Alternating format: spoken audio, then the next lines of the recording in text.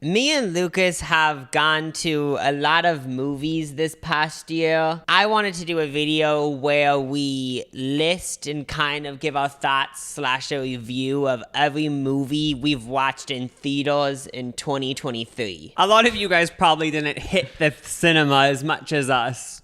So don't look at Rotten Tomatoes. Don't listen to anyone from like Variety or something. Take our opinions and then find these movies on streaming services. I am not that organized and kept a list.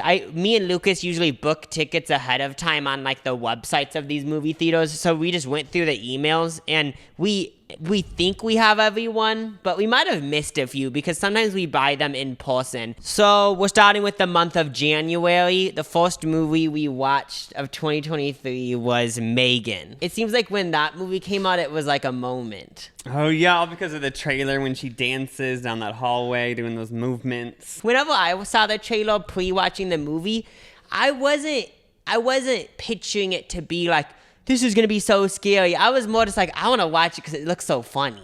Oh yeah, like it wasn't, no one's actually scared of that little Megan girl. It's more like, it's almost like you're rooting for her while watching it. Oh yeah, because you kind of... It's like, please kill the whole family. Yeah, and like that fictional world, it's like, it's just fun seeing that happen. So we watched the movie, of course, because the trailers just made it look so fun and cute. The movie was good, but it seemed like the trailer kind of just gave away the whole movie. That's the first thing that came to my mind was if you saw the trailer, you saw the movie. I feel like a lot of recent movies in the later part of the year, the trailers were more like, they didn't reveal the whole story, so you actually are surprised watching the movie.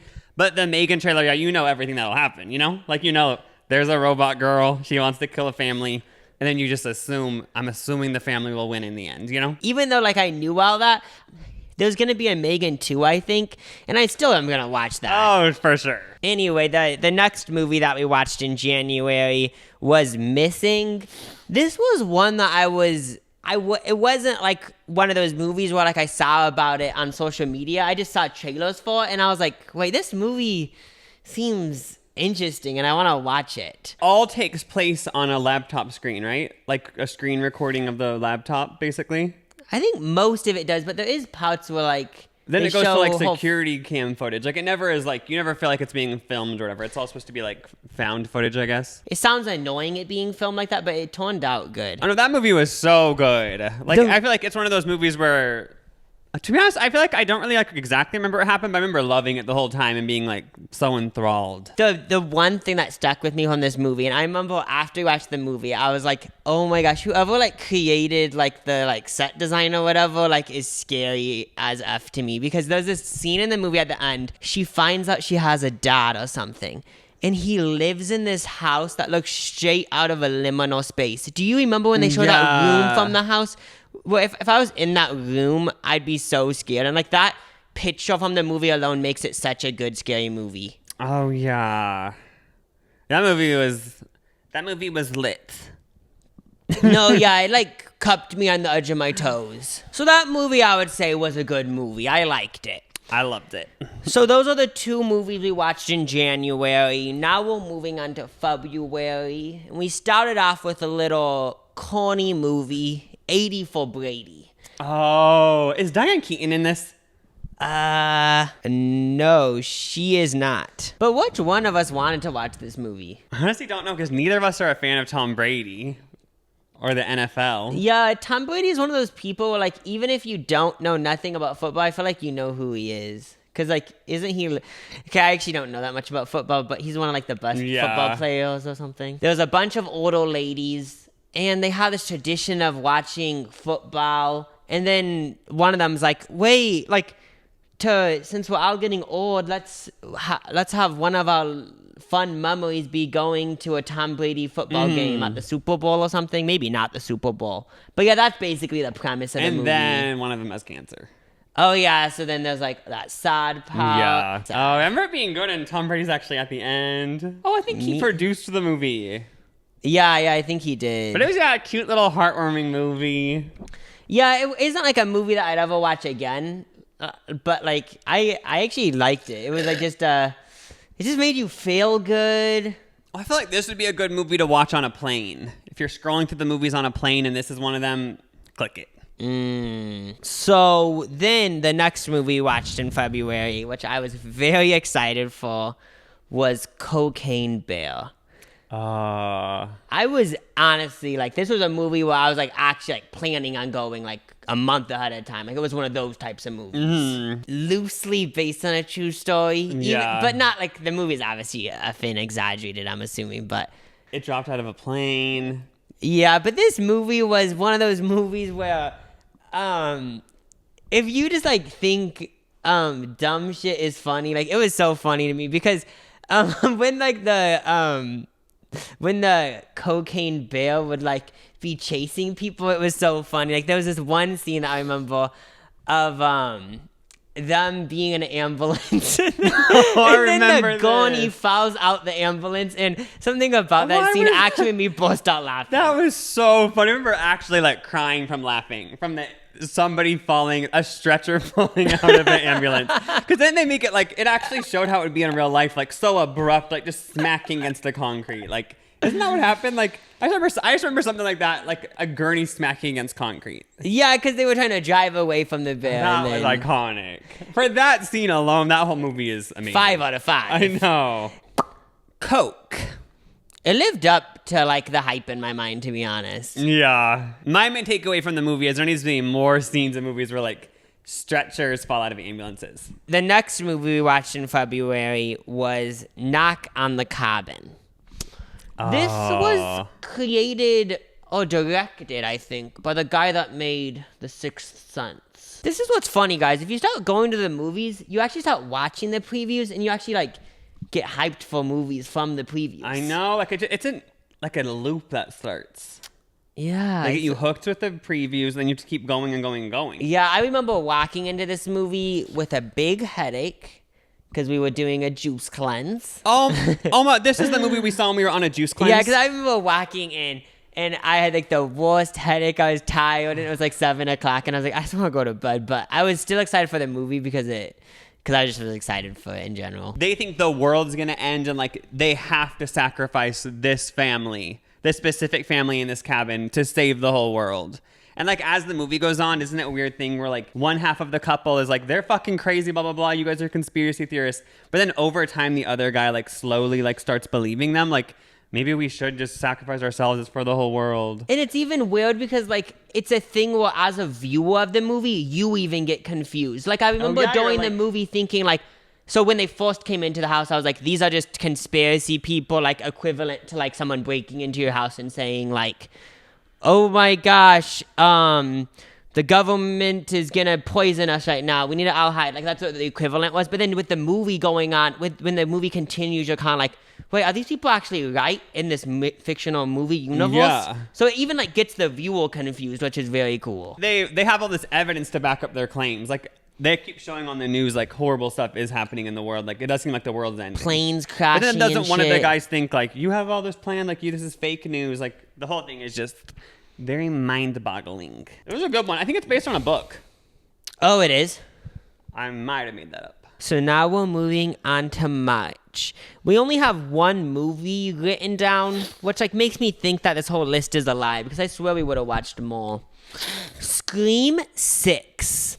This was a movie Jenna Ortega! Oh my gosh! This is a movie that we watched in the eating movie theater, because I kind of remember thinking, like, I don't even know if it's going to be that good, so I kind of do want to be eating during it. I remember loving the Scream with Emma Roberts, which I think is the one right before this one, but it was from, like, literally when I was in high school. I just can't believe there's been 6 of them. Like, yeah. They like, make enough money that they're just willing to, like, keep making them. Yeah, for some reason, I just wasn't excited to see it. So it was a vibe, like Jacob said, like, I'm down to see it if there's food involved. But, like, if it was going to a movie theater without food and the seats don't recline, I wouldn't have seen it. Yeah, because Scream 6 gave me the vibe of a Netflix movie. Netflix actually has some really good movies, but you know those one movies that Netflix make where it seems like they filmed it in 2 days and an AI person wrote it?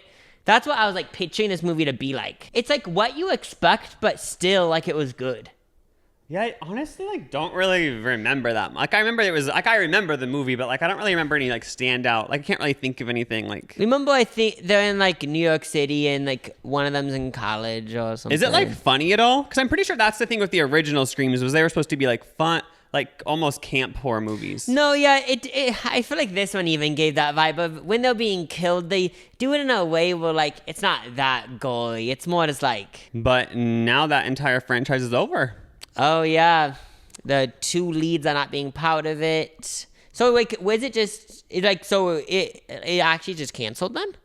I mean, they'll probably wait another 10 years and then they'll be it's coming back, and it'll be with the new Jenny Ortega, whoever's in the new Wednesday show on Netflix at that time. I kind of want there to be a Scream 15, so I'm gonna say it's a 5 out of 5 because I just want them. If this does turn into the Rotten Tomatoes, We Are the Rotten Tomatoes, I'm gonna say it's 100 because I want them to make a Scream 14, 15, 16, 17, 18. And I want them to keep getting shittier. So now we're on to April. Now the blockbuster of the year, the kids blockbuster of the year. I think this probably is the highest grossing kids movie of the year, but I'm not sure about that, but I'm going to say it is. The Mario Bros. Movie. I think I'm the one that prompted us to see this because I was like, I want to see this. I don't play Mario anymore, but I used to play it a lot. This video doesn't make it seem like I have dementia or something. I actually was watching these movies, but this one I especially don't remember because I was on pain meds recovering from plastic surgery, aka a hair transplant. I was literally it was 2 days after the transplant. I was pain medded up. I think even Valium. They give you Valium after the surgery, so I was like, I guess I might as well take it because I guess we might have anxiety after the surgery, so I'm gonna take it. So just for proof that you don't have dementia, I remember after the movie, I was saying I actually liked the movie. They had a whole story, and then I remember you actually saying I actually just don't remember what happened. And I was like, you actually? Why are you? Wait, you don't remember? We were just there 10 minutes ago, but yeah, that movie. I remember enjoying it, but I remember being kind of bored. But I think it might have been because I was in my little pain med stupor. When I think back to it, I remember I was a lover and you were kind of a hater, saying it just wasn't it. And to be honest, hating a kids movie, I actually get you because especially a Mario movie, no, it's literally just gonna be Mario but in a movie. It's already dumb. No, but I feel I would have loved it if I was lucid. Because how come? I remember people even said there's the best song ever in that movie. There's apparently a whole musical number. Peaches. I don't remember that really. With Jack Black. I need to watch that again. I hope I'm not making this up, but didn't they incorporate Mario Kart in it? I was going to say, I like how they incorporated all the Mario universes. Yeah, I remember there was even a part where they were hitting little things in this guy. You know, you hit those things and a mushroom comes out? Yeah, because in my eyes, I kind of think, when I think about a Mario movie, I kind of think, that's difficult. How do you make a video game that's literally you try to pass all these levels into a movie? But somehow they did it because they made this whole story of Mario and Luigi want to make basically there's these 2 people that live in New York, Mario and Luigi, but then they go in this alternate universe. So basically the whole movie is Mario and Luigi doing shrooms. Oh yeah. Because remember the people in the family were you aren't gonna make a plumbing business. Or some shit like that. Oh yeah. Do you actually know what I'm talking about? I actually do remember something about a plumbing business. Yeah, I'm gonna say this was a good kids movie. Now the next movie we watched in April on a Sunday with our dad was Renfield. This Dracula movie. Oh, starring Nicholas Hoult. That's the main character name. Who once dated Jennifer Lawrence. The movie was great. He's Dracula's little assistant. He's a slave, and then he breaks free, starts joining a self-help group. Yeah, it seems like a lot of the movie is kind of a jokey vibe because when he joins the self-help group, everyone kind of doesn't understand him because it's wait, what are you talking about? Oh, yeah. And then the other thing that left me kind of, I didn't really know this before the movie, or maybe I did, but Dracula is it's fucking gross and weird because why does he want a bus full of virgins? Okay, that's the blood that keeps him going. I remember there was a part of the movie didn't they find a bus full of high school cheerleaders and they're perfect, oh my god, I have to kill them all because that would all be virgins and you get all the blood that why it is makes him alive, I guess. But I wonder why it isn't vampire lore that like the virgin blood gets you going so good. Like why would that be what gets you pumped rather than just like killing a 40-year-old? One of those movies where you watch it when you're like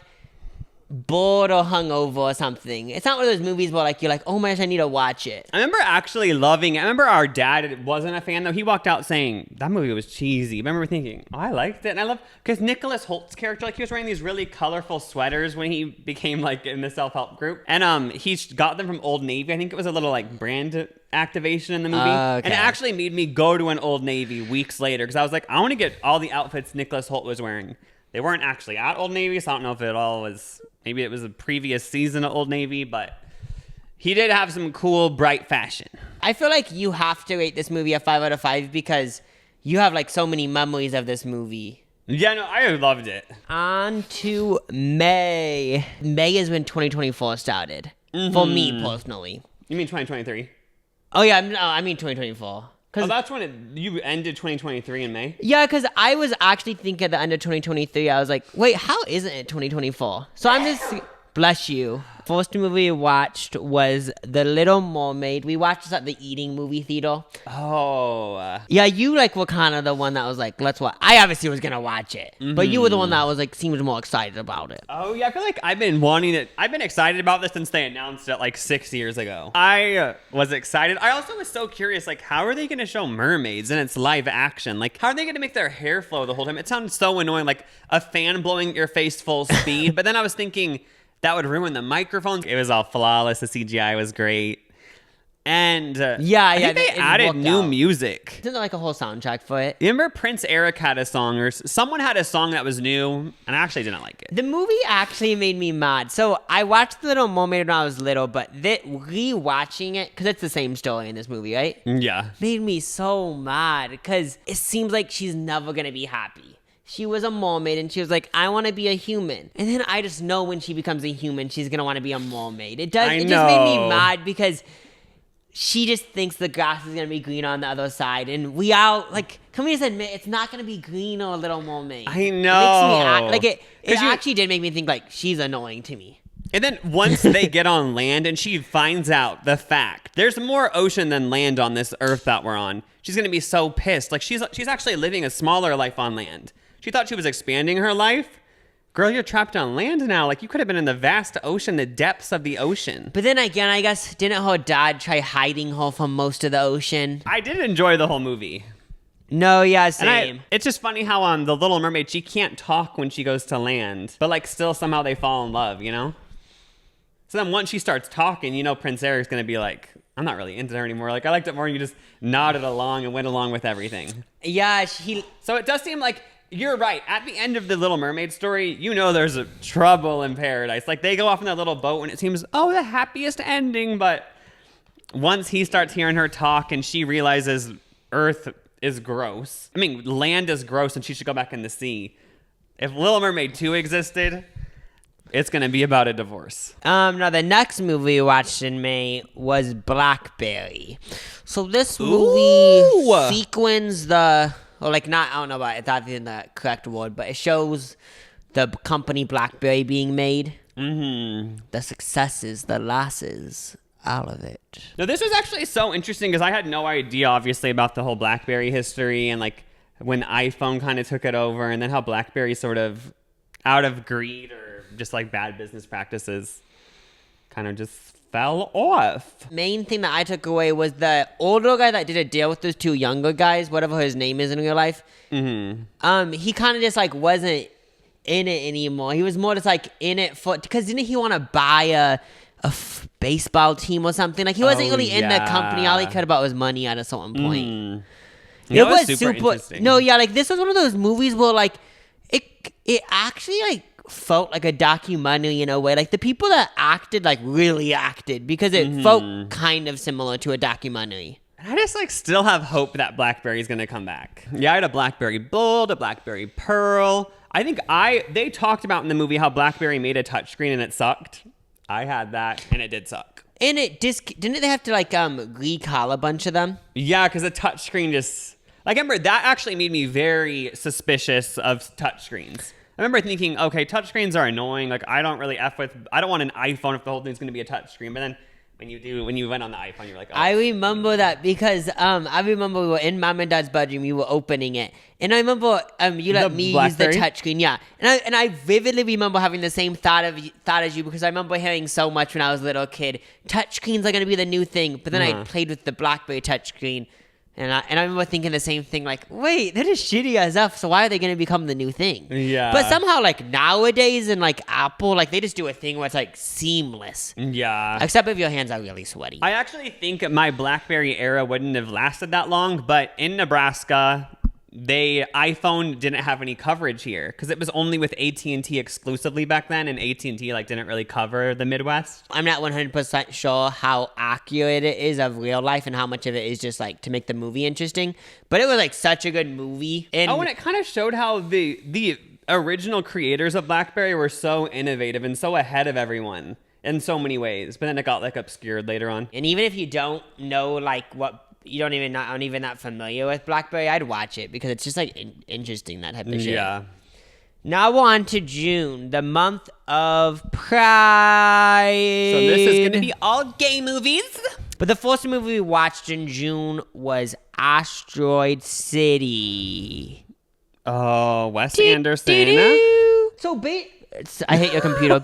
I wanted to watch this movie because the visuals look so interesting. Oh, yeah. It reminded me, I don't know if this is what they were going for. I guess it was the desert. It reminded me of like Palm Springs. I just remember this movie. I loved how like whimsical and weird it was when they show the alien. That was... Oh my gosh, I remember bursting out laughing. That was so funny to me. I know. This might be the only Wes Anderson movie I've watched, but it was one of those movies where if I actually want to understand what I watched, I'd have to watch it again because I enjoyed the movie, but it was one of those movies where I like Googled it after. I wanted to like hear what other people were saying, but I still am like there was like so many parts of the movie where I didn't understand it. And then the weirdest thing to me, which was actually so cool, was he had like the whole thing was like a live performance or something. Yeah. Remember how every now and then, only like 3 times throughout the movie, they showed a play of the movie. Yeah, they were like performing a radio, like on the radio back in the day with a live studio audience. No, I feel like Wes Anderson like had this whole world, and like if I actually like watched it again, I would be like, wow, like he made his vision come to life, like wow. But watching it for the first time, I liked it, but I am super confused with it. Yeah, I do want to watch it again. The next movie we watched in June was No Hard Feelings, Jennifer Lawrence's movie of 2023. People said this was bringing back hard R comedies, sort of like the Judd Apatow era. I remember the preview got everyone really pumped because it was playing Super Freaky Girl by Nicki Minaj, as it showed Jennifer Lawrence going through her little comedic sequences. So of course we had to see this movie. It didn't actually remind me of a Judd Apatow movie at all. I don't even know, was I the only one who had this in my mind that this was going to be like a Judd Apatow movie? I think that was kind of a thing, saying it's going to be a hard R comedy. From like the previews, like it did seem like it was going to be one of those movies where it was like laugh out loud. Oh, yeah, but I liked it. Yeah, it was like an interesting story. Jennifer Lawrence killed it. She's butt-ass naked if you want to see that. Just go for that, but I know some of you guys are gross. I thought it was so interesting that it was like, it's not based off a true story, but the person that wrote it or something saw a Craigslist ad for the plot of the movie, that this rich couple wanted a lady to date their son so he could like... Oh, yeah, before he goes off to college, because it was talking about how, like, so many, like, young men nowadays, like, they would just be playing video games all day, like, they don't, like, communicate, they don't, like...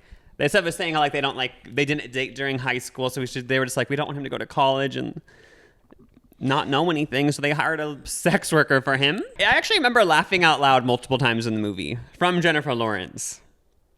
She is a comedic force. It was like a laugh out loud movie, but then there was like parts where like they wasn't funny at all. Like it was just sad. Like because the little kid or like the 18-year-old was like oh, like he realizes she was just out for money, and it was yeah. That's the thing about the movie is that it seemed like they blended multiple genres. It wasn't like originally a comedy, and then like the last 25% it kind of goes into like a drama. Yeah, it gets sad. It has some heart. I like it.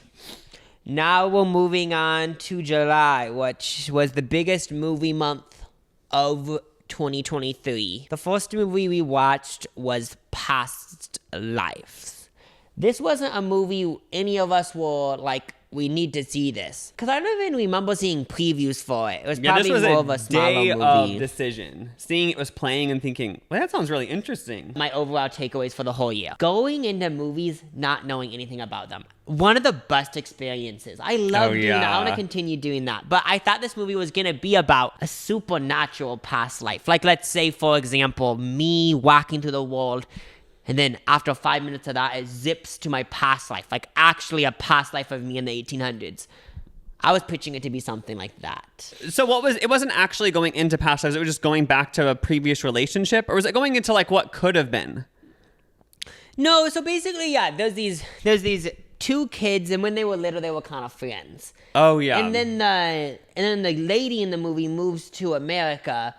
But then later the guy messaged. Okay, and this is giving me like the whole movie, but he messaged her, and then she's already dating someone / maybe married to someone, and then he flies there because he just wants to see her for one last time. And the movie touches on this one idea. I forgot what it's called though, but it's this interesting idea. Oh, didn't they have to have a whole term for it? Yeah, and it's this idea of let's say you walk past someone in the grocery store and you felt like you kind of like had a connection with them. Like, I'm not talking it has to be like a romantic connection or anything, just like you felt like you know them or something. Mm-hmm. That would be like you have two layers of, I should know what the term is called, but I don't know. Two layers of the term. I guess this part of the movie could be kind of like supernatural, because doesn't the term kind of go back to like actual past lives? Oh yeah, I think so. But yeah, basically the movie was like super interesting. Like, it was actually, it felt like so real, and just like seeing the guy meet the girl so later in life, and you knew like the whole time it wasn't gonna lead to anything because she was already dating or married to someone. Oh, yeah, then you kind of think the movie's going to go into her current man is going to be so jealous, but isn't he just so down for the whole thing?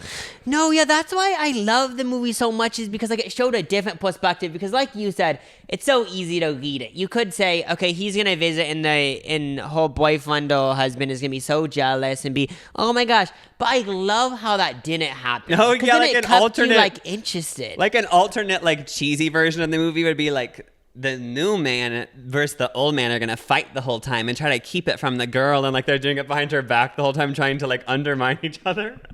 That would be like the early 2000s version. If we're looking back at it, it felt like if they filmed someone's life for a year and just kept in the key moments. It gave that vibe to me. Whatever that vibe is. I guess kind of like a documentary vibe. But I'm trying to remember, did they keep flashing back to moments throughout the whole movie? Or is that not how this went? No, yeah, I kind of remember they gave like flashbacks of them on like the playground or something. Yeah. Yeah, it was very heartwarming. And I love how it wasn't predictable. So that was a great movie. The next movie we watched was Barbie, the biggest blockbuster of the year, right?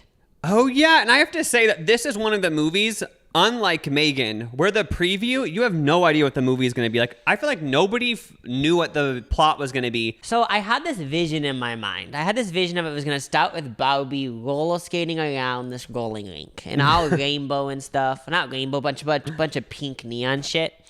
And then I pictured like the first 20 minutes of the movie to be like this like so over-exaggerated version of Barbie. Like, I pictured her to like be acting so like ditzy and stuff, and being like, I just love like going to the beach and doing my makeup every day, and like that's all I do every day. And that's how I was picturing the movie to be. And that is kind of what it was for the first 20 minutes, kind of. I just kept thinking it was going to be a remake of Enchanted, that movie where a Disney princess goes to the real world. So I just kept kind of picturing it to be like that, but... Oh, wait, so it kind of was like that. But I feel like it took a whole different turn, because like it was about like the whole patriarchy. Ken like thrived in the real world, but not in Barbie land, and then she like realizes that like she thought Barbie solved everything, you know? Yeah. But I gotta say, I loved the part where they were just in the fantasy Barbie lands in the beginning. No, yeah, because like it was just so exciting, so colorful. We went with like our entire family. Our grandma was there. I remember hearing my grandma giggling during the Barbie land part. Like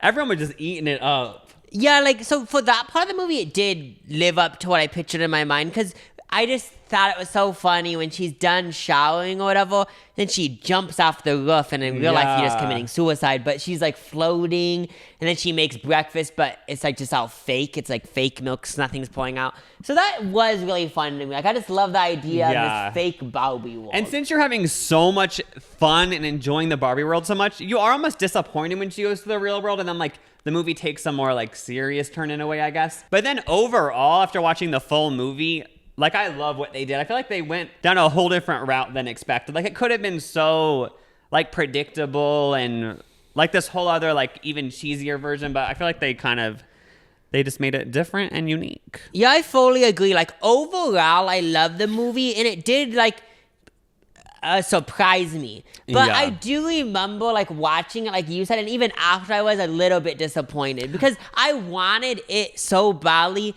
to be this whole fake world. Well, when they incorporated the real world, it did kind of disappoint me. When I walked out of the movie theater, I remember thinking, oh, like, I liked it, but I am a little bit, like, I feel like I hyped it up so much for so many months that, like, I almost felt, like, let down. But then over Christmas break or, like, Thanksgiving break or something, our family rented it because, like, our nieces and nephews wanted to watch it. And watching it for the second time, I feel like that's when I, like, fully loved the movie. Knew kind of what was going to happen. Then, like, just seeing stuff I didn't notice the first time. Like, that's when I fully was like, oh, like, this is, like, so good. Watching it the second time, the biggest realization I had was this movie, it's not just one of those movies where, like, it does really good, everyone forgets about it. I realized during the second watch, like, it's a classic. Like, this movie, like, this is a classic. Like, they just did it in a way where it's so seamless. And I'm, like, still so surprised they made it PG-13 and it did so good. Like, I thought for sure they were gonna, the studio or whatever would say, this has to be PG, like, this has to be a kid's movie. It's literally Barbie, but it's actually not a kid's movie. It's for 13 and above. That's what's so interesting, but it's about Barbie. Like, wouldn't you have expected, like,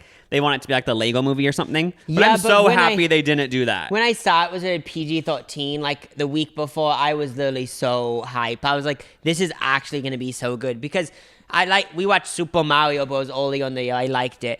But I would way rather have a little bit adultified. By adultified, I just mean even PG-13. Even this being PG-13, it made it better to me. And the whole soundtrack, each week they were releasing a new song.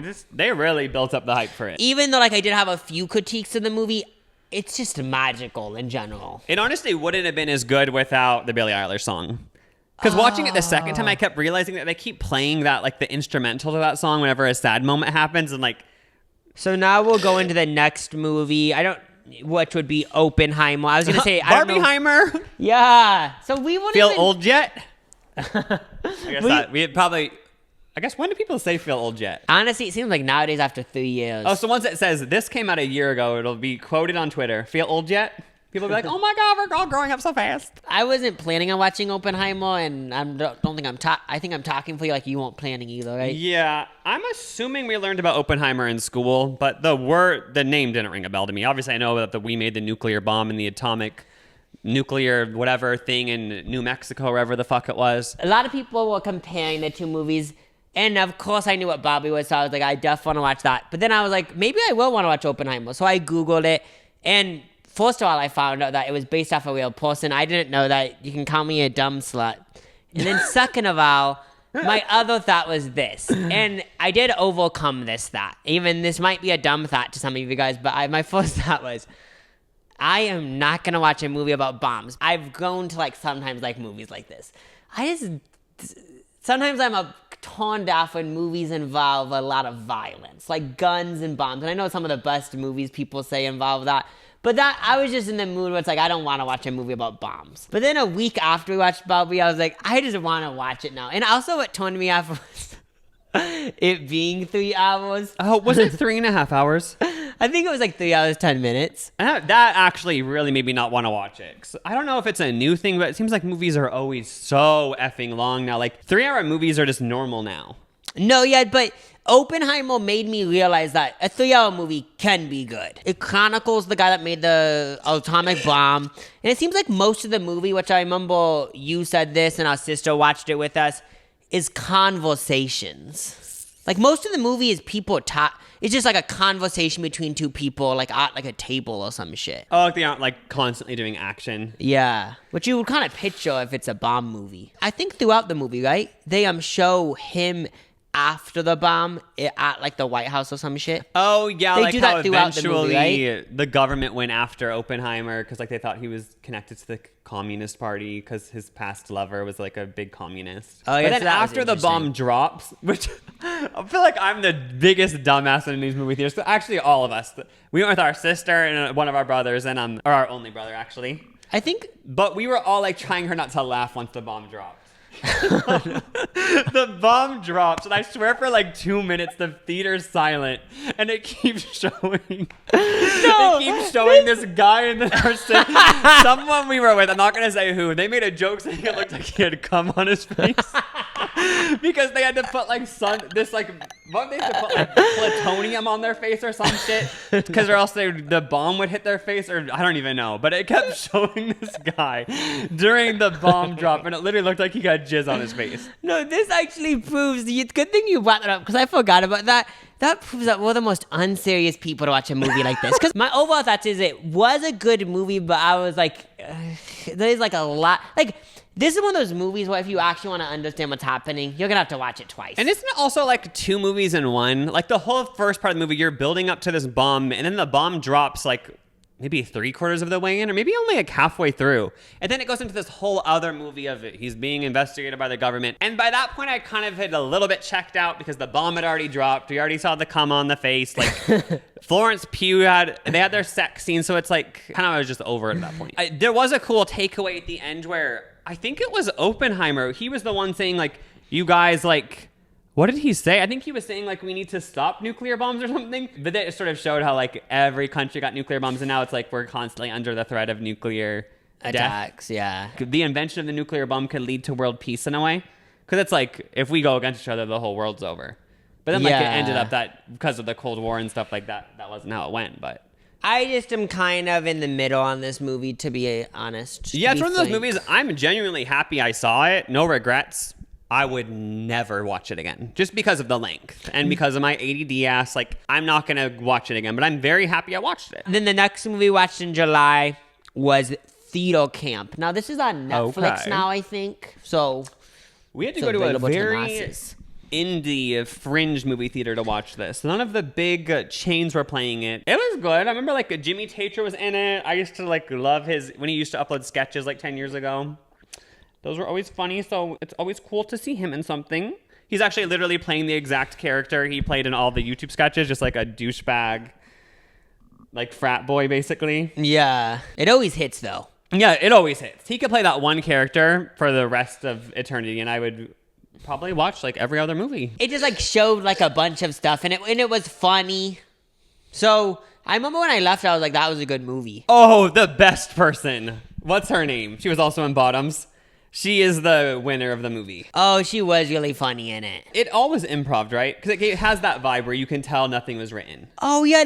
I don't know, but yeah, it gave me the vibe of it was, what made it funny. Or yeah, it was like mostly improv. Mm-hmm. Now we're moving on to August, and I have no movies written down, which does kind of prove that there was more movies to this list. I just couldn't find them. Yeah, I know for a fact we saw a movie in August. Okay, I guess we'll move on to September. The first movie we watched was Bottoms. Now, I was very hype about this movie. It was a funny movie, and it's a high school movie. Most exaggerated, like stereotypical high school movie, like on purpose. How like they get in a class, have a conversation, then the bell just rings, and like they actually comment on that. Like the football players are like the most exaggerated football players. That's what made it so funny is that like it's like. They just like exaggerated high school so much. Oh yeah, I feel like it was so fun to watch. It's like it was just so much. Just loved all the turns it took. There was so much gore at the end randomly. I know, and I liked watching it because it seemed like everyone that was in it and probably all the crew, like, I don't know though, but it seemed like everyone was just having fun. Like, it felt like a fun movie. What is the actress's name? I need to know. Just for my own, because I have to write her down on, like, my fan list. Her name is Ayo. Okay. So to have her in a movie, I feel like I could watch her in anything, and, like, she's just going to light up the screen. She's going to be so fun to watch. But then also Rachel Sennett, who also has the same quality, like, watching The Idol, like, whenever it's a Rachel Sennett scene, like, it's so enjoyable. You know what I mean? Both those people are so hilarious. It's just this one vibe where it just seems so natural. Like, it doesn't even seem like acting somehow. I know, it almost seems like kind of like theater camp, like it has to be like improv or something. Like, I just don't believe they're reading line from a script. Didn't they play like a lot of like cheesy or pop songs like not even Charlie XCX songs, but just like randomly they'd play like Girlfriend by Avril Lavigne or something. I remember that had a lot of moments like that. They did have moments like that, yeah. Honestly, a completely different energy than Shiva. So it's funny how like they went from making Shiva together, Rachel Sennett and the director, to making this, because like they're completely different. Okay, the next movie we watched in September was Dumb Money, which is about... What's that? Wall Street bets, GameStop, AMC theaters saga during the beginning of COVID when everyone was investing in GameStop to screw over billionaires. Which I remember after this movie, I had like a deep dive on ChatGPT, which maybe isn't the best place to get your information, but I was trying to understand the stock market. Like, and I think now it's all left my mind, but for that one night, like after 45 minutes of talking to AI about how the fuck does this work? Like, how did they screw over these billionaires? Like, how does this whole like thing work? I don't understand. I kind of understood it, but I don't remember anymore. Super interesting, because I didn't know much about this whole real life doing this to GameStop thing. So basically, this is how I understood it to be. Is that GameStop, so these hedge funders would bet on GameStop to be below, let's say, $1.50. And then if it does, they make so much money. And then the people that were I forgot what his name was, but the person that was a Twitch streamer or a YouTube streamer kind of he did make GameStop go so up, which screwed over those hedge funds. Because they bet on it being lower. So I get that part, but what the part that I don't get, which I think you're confused about too, is like, how do they make money from... How would the hedge funders make money from a stock going lower? I know, that's the whole thing I was trying to figure out. I don't understand that. It was something about like them giving it to someone else and then betting lower. It was this whole complicated thing that I would need to do another hour and a half deep dive to wrap my mind around, and then maybe my mom would just forget it when I woke up the next day again. He got all these people to invest in GameStop because they were going to screw over these rich people. But then at a certain point, it's like he's going to have to cash out. And then he sort of is like, technically, you guys are like, he's screwing over all these people, because like, that's the whole thing about the stock market. Like, somebody's going to get screwed over, right? Like, all these people who are trying to fight the billionaires, like, some of them are going to have to lose their money in order for people to get their money when they cash out. Oh yeah, because the thing about this is that like if you're just like investing in like something that's more stable, then it's like, okay, just keep it in there. But with the whole GameStop thing, when I was watching the movie, because it showed I liked how the movie showed a bunch of different perspectives. Like they showed these people that were in college. And then like a nurse who's struggling. Yeah, I like that part of the movie, but the thing that was weird is I feel like if I was part of it and I put in $1,000 and like the movie made it seem like you would make like 30 times and it turned into 30,000, I would just take it out, because the whole thing that I wasn't confused about, but I was just like, the movie is kind of weird, or like this whole situation that happened in real life is kind of weird, because this is such a short-term thing. So like even if my money went up 10 times, 1,000 to 10,000, I would always be thinking, this isn't a long-term thing. At most, this is a 6-month thing. So I just take it out. Yeah, and the whole thing that they keep saying throughout the movie, and I remember people even saying this about like Dogecoin, is hold. We're just going to keep holding. Or like diamond hands. But I wouldn't hold. But then the whole thing is the longer you hold, like more people are going to be cashing out, and then you might be the one getting screwed. So this all took place, I honestly think like 2 years ago, maybe 3 years ago. But hearing they kept having songs from that era, like Savage by Megan Thee Stallion. Oh, yeah. There was a few other ones that just brought you back to like literally only 3 years ago. But I like how they did that. So yeah, I'd say it was a good movie. I would never watch it again though. Enjoyed it. Love Shailene Woodley. Now on to October, the spooky month, which actually, I only have one movie written down, and it's a spooky movie. We kept going back and forth. Should we watch it? Should we not watch it? But we ended up watching it. I don't know why. Because I remember I was like, if I watch this, I won't be able to sleep. But I was like, I just want to watch it. Exorcist Believer, the new Exorcist. Yeah, we went to. I didn't really want to see it that much because, I actually was scared. But then we went to LA and there was billboards all over this Exorcist girl, and little crosses and stuff. And I was like, okay, I got to see what they were doing. Yeah, watching this movie, I actually didn't like it. But I actually don't know how I could have ever liked it because they keep showing. Okay, if you've seen this.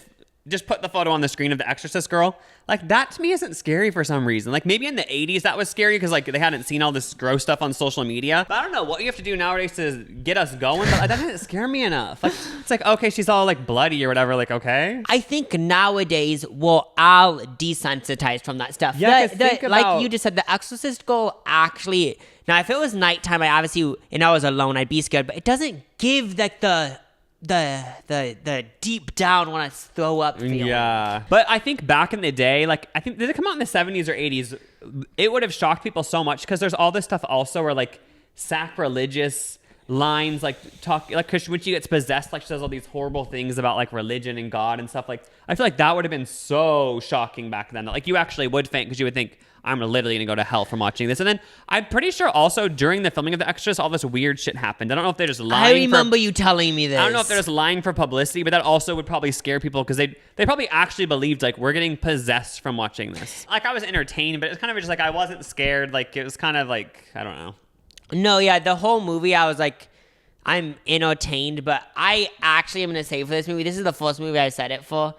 It's just a shitty movie because I was going into it like, oh my gosh, I'm going to have nightmares. I'm so scared. I left it and I just slept like a baby that night. I washed my face, which is a feat for me because usually if I watched this kind of movie, I'd be too scared to close my eyes in the bathroom. Yeah. But I was able to, and I am just going to say it. In my eyes, the movie isn't good. And I'm sorry if I said it's shitty. I'm going to say it's not good instead. But it didn't scare me. And also, they need to do something else. And I like the idea of creating a new Exorcist, but they just didn't do it. And I actually think there is a way to do it, but they just didn't do it. I heard that the movie studio bought the rights to The Exorcist, and it was so much effing money, and they were so excited, like, this is going to be the new franchise. Like, we bought the rights to The Exorcist, but it didn't perform that well. So, like, I wonder if they will try to bring it back, or, like, I don't know. Now we're on to November.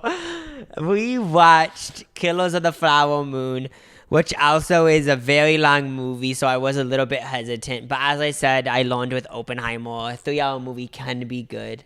Yes. Don't even know why I saw this movie, because when I saw the previews and I saw the billboards in LA for it, I remember thinking, I'm not watching this. I remember seeing Leonardo DiCaprio looking all serious, and then, like, it just, like, gave the vibe of a movie my dad would love. And I remember growing up despising having to sit through a movie my dad liked just because I didn't like his type of movies. Like, they were just these long, that goes like, into drawn what I'm saying. out, like, movies about old time, like, war and stuff. So I just had it associated with that. That's what I was saying earlier about the Oppenheimer thing. That's why I don't like movies. That's why when I automatically hear movies about guns and bombs, I'm like, no. I know. I've realized over time that they can be good. I know. I've turned my leaf, you know. It's something that made me want to watch Killers of the Flower Moon. It was directed by Martin Scorsese. Mm-hmm. And I just wanted to see what the iconic director was like. I haven't watched any of his other movies, but I do want to watch them. But I don't think I've watched hearing them. That it was about a true story, like this Native American tribe in Oklahoma. Was that what it was?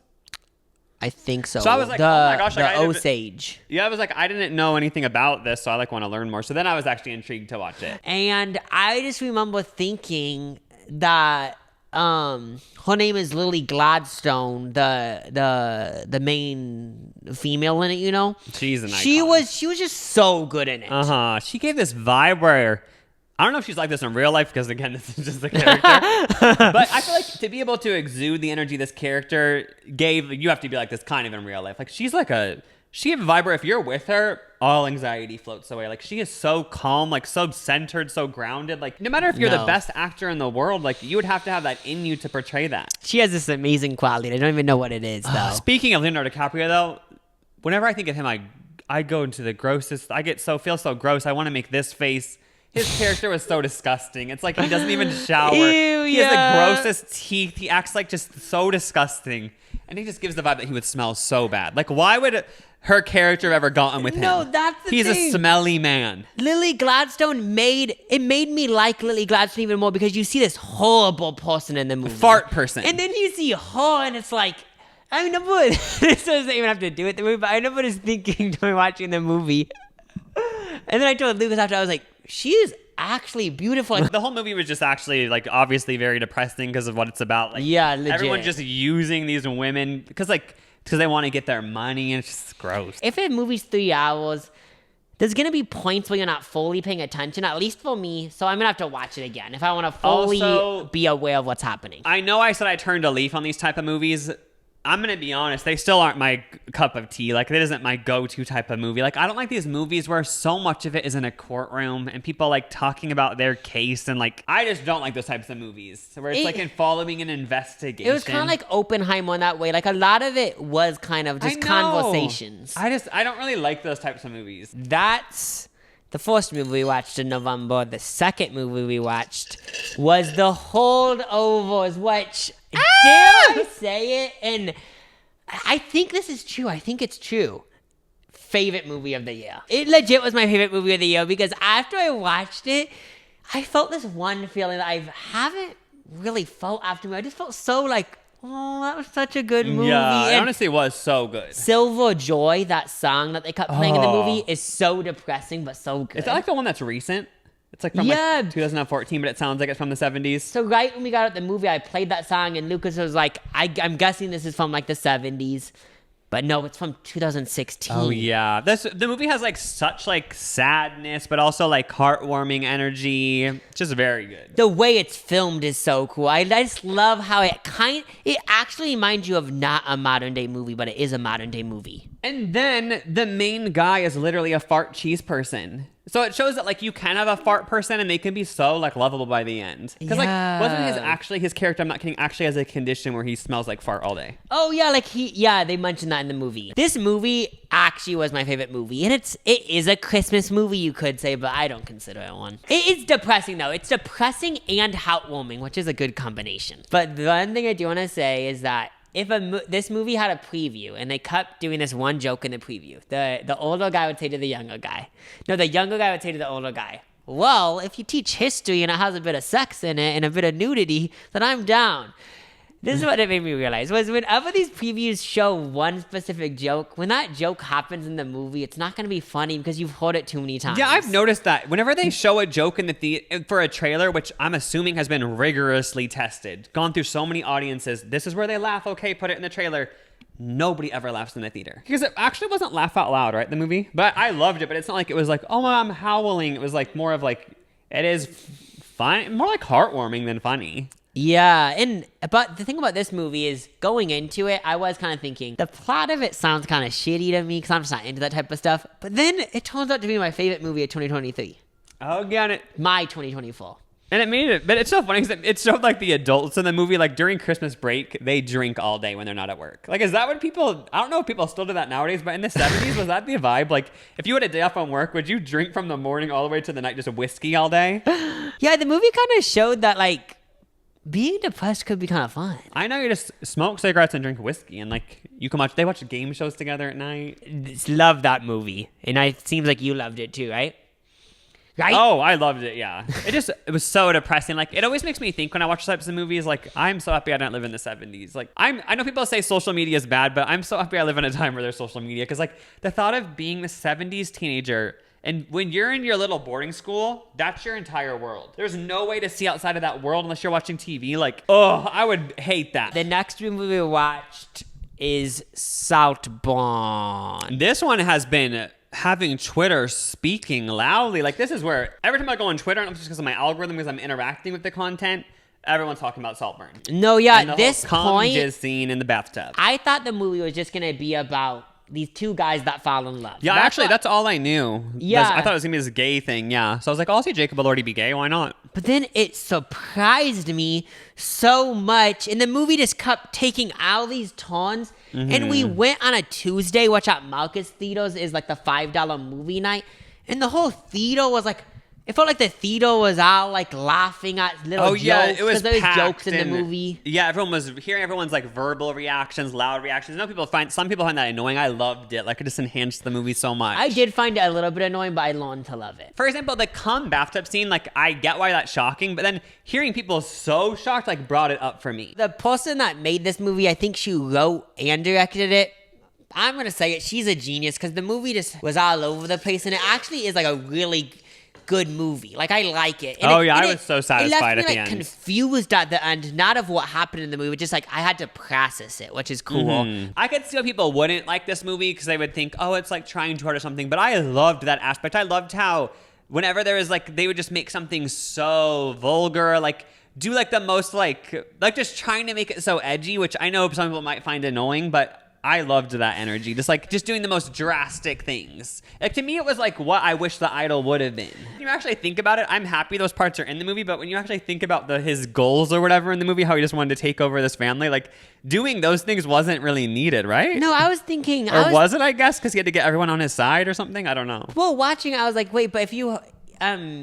Fingo the sister and stuff, won't Jacob Elordi be mad at you? So it's actually ruining your chances of taking over. And I feel like that's why people like it because it's so interesting with the main character. Like, was he in love with Jacob Elordi? Like, he just wanted this house? Did he just have mental issues? Like, I actually don't know. Just because he seemed all over the place. Like, not from the acts, just like the way he acted in the movie. And by the end, you would think, oh, he didn't love anyone because, like, he just wanted to kill everyone. But then it's like, but then why did he hump the grave and was crying? Like, or is that all just a performance because maybe he thought somebody was watching? Like, I actually don't really know. It was so entertaining to watch. Like, that's what I want from certain movies, you know? You could kind of say it's funny, so it's doing it, I would say. Then we watched Thanksgiving. The reason why we were enthralled to see this was because we wanted to see our queen act, Addison Rae. Mm-hmm. I was so excited when I saw she was in this movie. I was like, okay, she's like the example of you can be TikTok famous and make an actual acting career out of it. Like she just obviously really wants it. Like I know some people might think she's pretty and she's famous, so she got everything. There's so many pretty famous people and they don't get everything. Like she must really be like working towards an acting career. I mean, I'm sure she obviously gets it way easier than most people, but like... Yeah, because she has a following. But she's definitely, doing it. A slasher. Oh, okay. It's a slasher movie, and it just is so... Like, I honestly... type of movie, you're gonna laugh. It's like Cocaine Bear type shit. This movie I loved. Like, I wasn't expecting it to love it so much. Like, I laughed out loud multiple times. It was just so funny. Like, such a parody of, like, social media and how people act on there, and, like... It almost has stuff where if someone told you the scene, you would think that's not funny, but the way they portrayed it was so funny. Yeah. And I loved it, and how like the gutting and stuff. It was just so cheesy in the best way. Like, I know. Like when the funniest part where I just burst out laughing for like a whole 5 minutes was people being so excited for a Black Friday sale, and then they show the inside of the store. And it was like a quesadilla maker. It's like, why? Okay, I feel like the person that wrote it or directed it purposely kind of showed like consumerism in some aspects is the dumbest shit ever. People like fighting over a quesadilla maker. Yeah, or just like bringing everything to the level of 10. Like in reality, people are psycho on Black Friday, but making it like they're gonna literally like stampede people. Like there's gonna be blood, like literal like massacres. Like favorite performance is the girl that worked at the cafe. She was just iconic to me. Remember, this is so gory, but she went into the dumpster and then she split in half. Oh, this is the type of movie where every time someone dies, everybody's laughing. Like I loved it because I feel like at the beginning of the movie, like people in the audience were like, "Wait, do I laugh?" Or like people were giggling. But then by midway through the movie, people were like, "Okay, we're allowed to laugh at all this death." People were like bursting out laughing, like great old serotonin boost. The most iconic part of the movie was when they cooked a human. Just funny. Oh yeah, make her into a turkey. Yeah, it kind of showed that we eat turkey, but we don't eat humans. But they both have souls. I'm joking. Sure though. Anyway, I actually would say that's a funny movie. I liked it. I thoroughly enjoyed it. The next movie is The Hunger Games: Ballad of Songbirds and Snakes. So preface it, I'm not like a Hunger Games fan. I've probably watched one or two of them, barely though. Yeah. But I was down to watch this because other people in our family were fans of it. Yeah, actually don't even know why I wanted to see this. I guess I just wanted to see the new era on it. But yeah, I watched the first Hunger Games, maybe the second one. I didn't watch the end ones. The same with Harry Potter and stuff. I don't like when there's so many movies and then they always split the last one into two. Like, I just kind of, I get over it really quick. It's good, like interesting, but I remember for the last hour, I was like, maybe cut it out. But I didn't know this, but people were saying on the Reddit I saw that it's kind of two movies in one. Like, they should have made it two movies. Yeah, because the Hunger Games... the other half was kind of boring to me. The Hunger Games end halfway through the movie, and then I'm like, I don't really care about the rest of this, you know? Yeah. The whole point of the Hunger Games is to watch the Hunger Games. Jennifer Lawrence in the original Hunger Games, she looks kind of... They make her look rough, like she doesn't take care of herself because she's living in poverty. Rachel Zegler, like, they made her look like glamorous throughout the movie, and her hair was all done. She had like makeup on, and I was confused. Like, I thought she was living in these little poverty villages, but like, she still has access to Sephora. Since her character was so like inspiring and so like soulful, like maybe she just they wanted her to like exude beauty because like she's so happy or something. That movie, honestly, was so depressing to me. Because I just remember thinking, like, I didn't even read the books, but like, it's just gross. Like, it kind of grosses me out watching movies like that. Because it's like, it's just gross that, like... It's probably going to happen. I know, it's just gross that it's like, okay, when it happens, what am I going to do? Anyway, I liked it, I guess. The next movie we watched was another Jacob Elordi movie, Pricilla. So, we watched Elvis.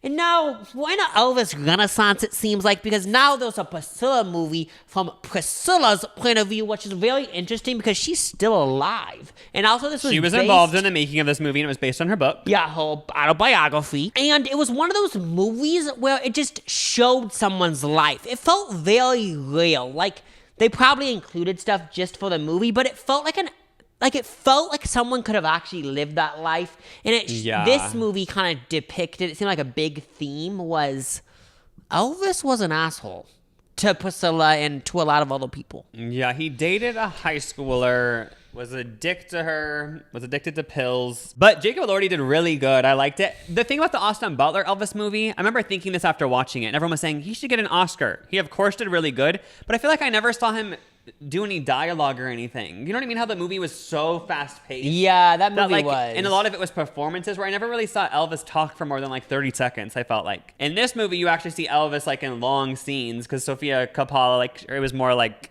grounded, like not really much about Elvis's performances. It was about like the actual life. And this isn't even about the story, but I love the aesthetic of the movie. This Sofia Coppola, she does this in a lot of her movies where like the way it looks is so pleasing to your eye. Like the first scene of the movie is Priscilla's feet going on this fluffy like carpet, and like it's like so visually appealing. Yeah, like, so for this movie, I would say, like, I don't know, this is an exaggeration, but I think it's probably true. Like, it's like one of my top 5 favorite movies this year. Like, it just felt so real, and like, it was just such an interesting movie to me. Yeah, and it made you feel for Priscilla so much, like her like dealing with that and then like getting past him, and then like it's so crazy that she's actually still alive. Like whenever I think of Elvis, I've always just viewed him as something from like not even my grandma would have been alive, but it's weird that like he was alive in like 1960 or something. Like that is just weird. Movies about people are kind of getting old, but this one actually wasn't getting old to me. Yeah, it was a different take. Now we're on to December. A lot of big releases happen in this month.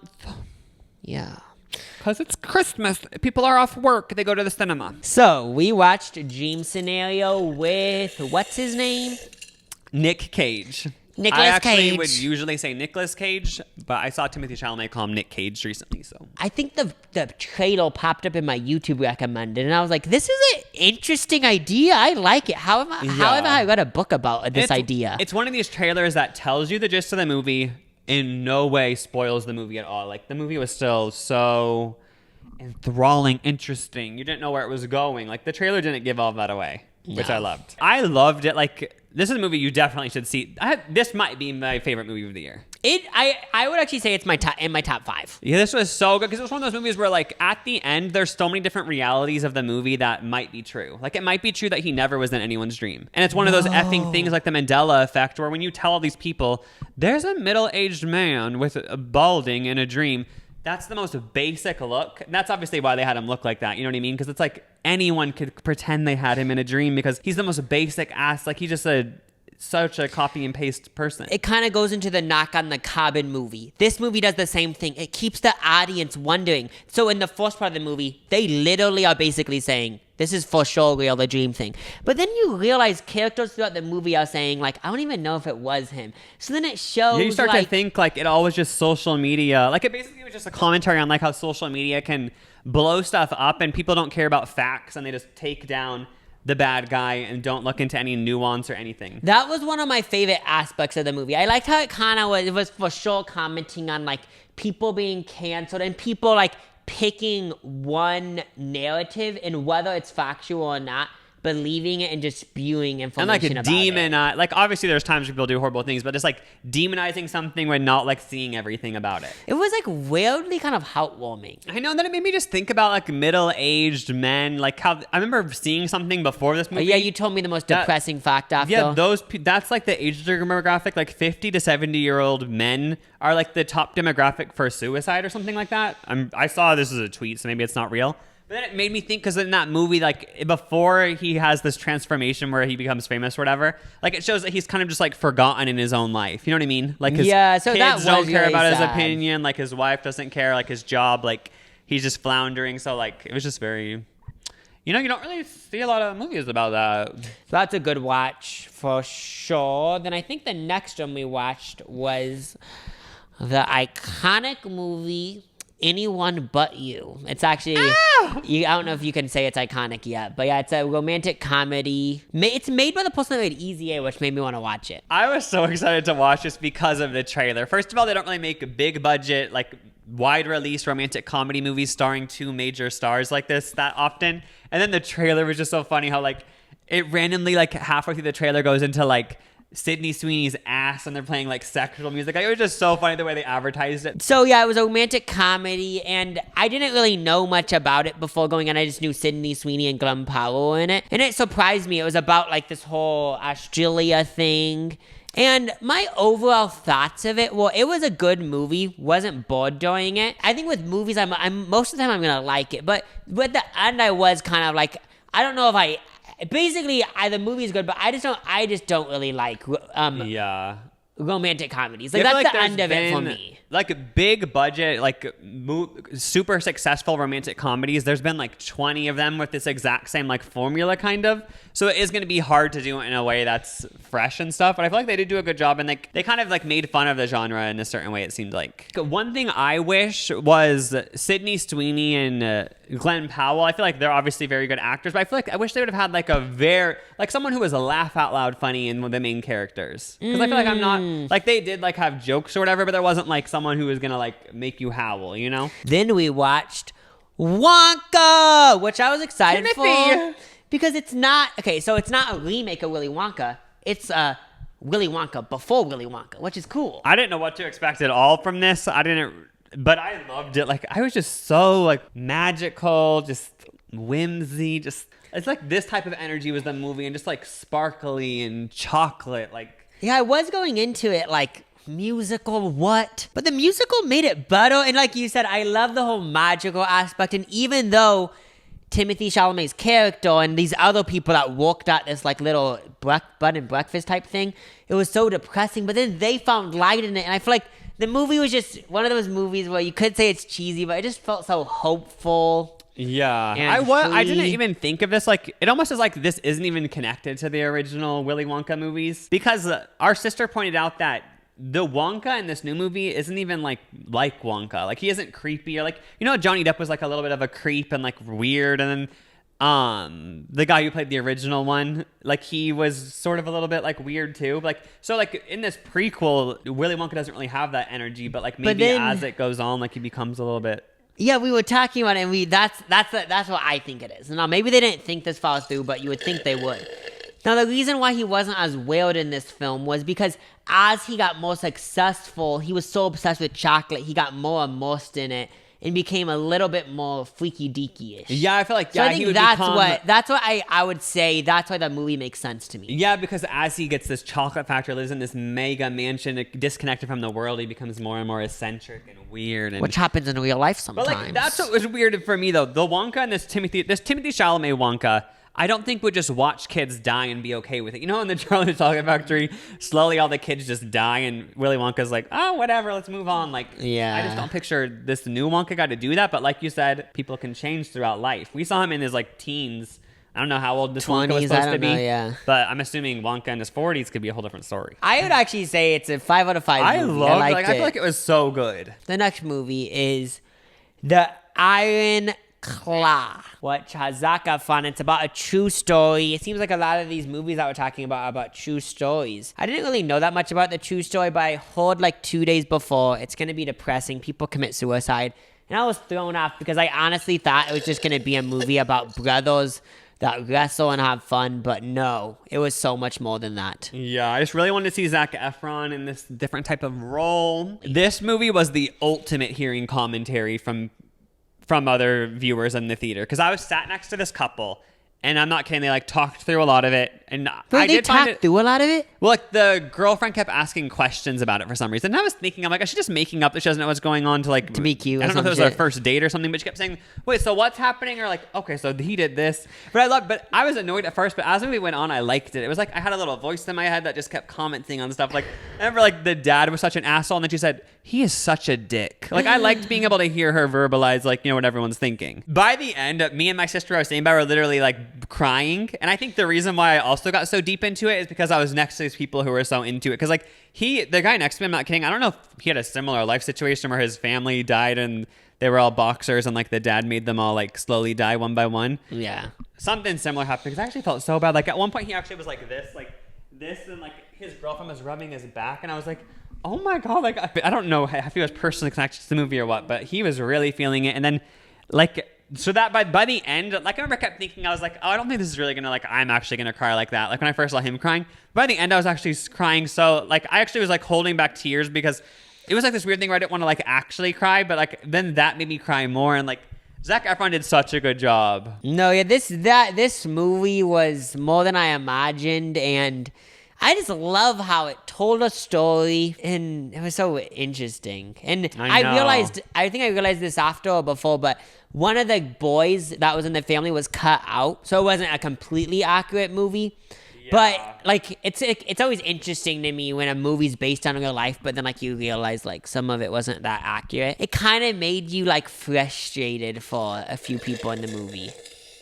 You know? Oh, yeah, Zac Efron just did such a good job of playing this like innocent guy who just loves his family. Like he almost seems like, I don't know, you end up feeling like you end up like just attaching like to his emotions so much throughout the movie, I feel like. At least through the movie's perspective, he was the one that like voiced his opinion the most to his mom and dad. Oh, yeah. Was the other brothers, it seemed like they didn't say what they were feeling as much. The last movie that we watched of the year was Poor Things with Emma Stone. And I'm surprised I wanted to watch this, because I feel like I wanted to watch it badly, but the trailer for the movie threw me off, because there was Emma Stone saying, this movie is hilarious. I've never seen a trailer like that where they don't show the movie. Like they show clips of the movie, but Emma Stone is as Emma Stone saying, hey guys, I play the character in this movie, blah, blah, blah. Like, yeah, I don't really like how they advertised it either. Now just ignoring the advertisements. The movie, okay, so all I knew was it's about this adult woman that is like has a little kid mind or something. Yeah, that's all I knew too. This movie, like, this is also my top 5 favorite movies of the year. Like, it's not Same. Because like, it was like it's in like my top 2. So vibrant, weird, odd, and actually there was so many parts of the movie where I burst out laughing. I know. Within the first 5 minutes, I was crying from laughing. I'm not kidding. Within the first 5 minutes, I actually had tears running down my face. Because it was one of these vibes where no one in the theater was really laughing that hard yet, and I had to hold my laugh to not distract from everyone. And I literally was crying tears, laughing at Emma Stone, like the way she was portraying this character, and just the whole world in general. Like randomly, I was laughing, and then I started laughing even harder because I saw a duck with a dog body. I'm like, what the fuck are we watching? Like, you feel like you're on like LSD. I've never even done that, but that's how you get transported into this whole other world, and then slowly, like, her character's, like, intelligence evolves, like, it's just so interesting. And then also, like, I think in the first 5 minutes of the movie, the old doctor guy in the movie, I don't think they showed this in the previews, which is such a surprise because I like how they didn't show you in the previews or the movie poster what he looks like. Oh, yeah, has like deformed like faces. It looks like it's been like cut from multiple faces all sewed into one or something. Yeah, so when he eats, he always burps out bubbles, which was never explained. I still don't quite understand it, but okay, it goes to the Wonka thing, which is so different from the Wonka movie, but I love whimsical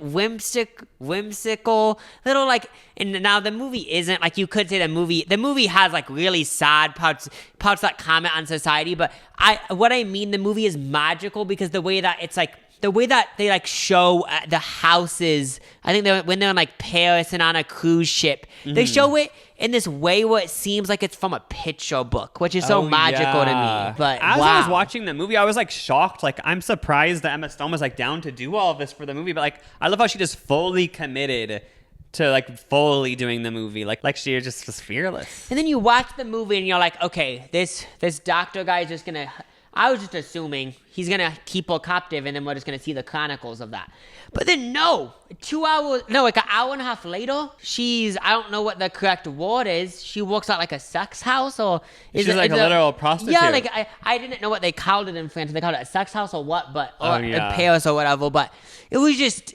Then, yeah, it just like took all these different avenues. Like at the end, I was trying to think like, what does it all mean? But I was thinking maybe it like explores all the different ways of being a woman in society, but exaggerating it so much. Like the fact that she did go to like sex work, which some would say like is like the ultimate like using like your womanhood to make money. And then like how all the men, like whenever they were dating a woman or married to a woman, they pretty much, it was like keeping her as a prisoner. Like they in the movie, she actually was held captive by like her husbands or whatever. Yeah. I haven't been to a movie, I don't think ever, where I saw two separate couples leave. First of all, you said this. 15 minutes in, this elderly couple, the row in front of us, they both went to the bathroom. So I was like, I think they're leaving. They left. They never came back. And then weirdly, this other elderly couple left like 75% way through the movie. I don't know why they decided to dip so late, but I don't know if there's too many sex scenes or what, but they literally just left. And I thought, so they didn't come back. So I've never seen two separate couples walk out of a movie, because I guess I can understand, because like you said, from the trailer and the marketing, like you have no idea how graphic and like vulgar the movie is, but so maybe it wasn't their cup of tea, I guess. Okay, yeah, so that's about 40 movies, I think. You guys could say I'm just saying this to generate comments, but I actually do look at the comments. So can you guys comment some of your favorite movies and some movie suggestions? And any of our takes that you disagree with? Yeah, this is the first video of the movie reviewers. See you back in a year. Bye.